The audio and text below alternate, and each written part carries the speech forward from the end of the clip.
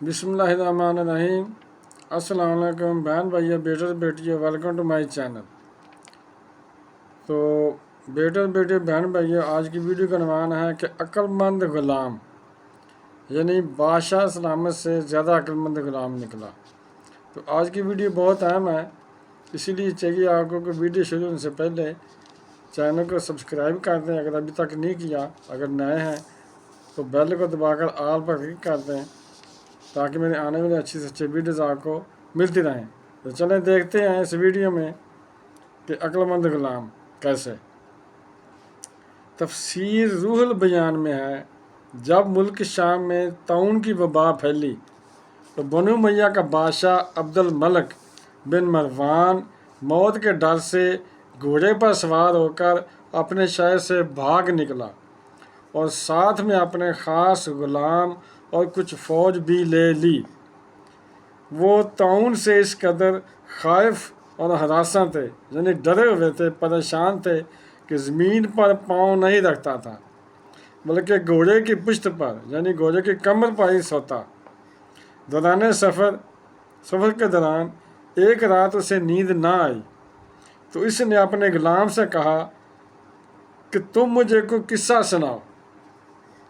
عقل مند غلام نے بادشاہ کو نصیحت کرنے کا موقع پا کر یہ قصہ سنایا کہ ایک لومڑی اپنی جان کی حفاظت کے لیے ایک شیر کی خدمت گزاری کیا کرتی تھی، تو کوئی درندہ شیر کی ہیبت کی وجہ سے، یعنی شیر کی دشت کی وجہ سے لومڑی کی طرف نہیں دیکھتا تھا۔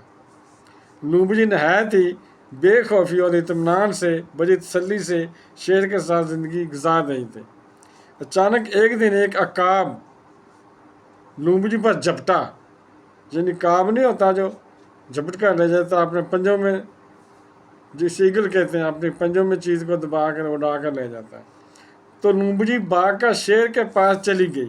شیر نے اسے اپنی پیٹھ پر اٹھا لیا، یعنی اپنی کمر پر اٹھا لیا۔ عقاب دوبارہ جھپٹا اور لومڑی کو شیر کی پیٹھ سے اپنے پنجوں میں دبا کر اڑ گیا۔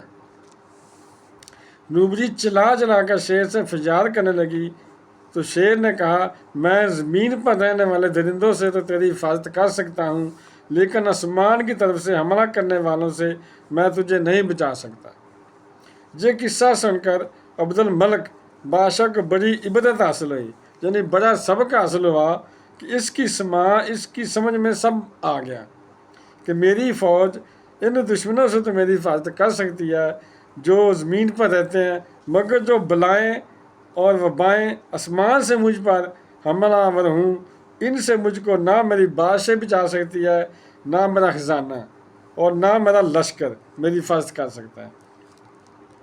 آسمانی بلاؤں سے بچانے والا تو بجز خدا کے اور کوئی نہیں ہو سکتا، یعنی صرف اللہ ہی بچا سکتا ہے۔ یہ سوچ کر عبد الملک بادشاہ کے دل سے طاعون کا خوف جاتا رہا اور وہ ذات الہی پر راضی رہ کر سکون و اطمینان کے ساتھ اپنے شاہی محل میں رہنے لگا۔ تو بیٹیوں، بہن بھائیوں، اگر آپ کو میری یہ ویڈیو پسند آئی ہے تو ابھی تک اگر آپ نے میرے چینل کو سبسکرائب نہیں کیا تو لازمی کر لیں، تو بیل کو دبا کر آل پر کلک کر دیں۔ تو ملتے ہیں انشاءاللہ نیکسٹ ویڈیو میں۔ السلام علیکم، خدا حافظ۔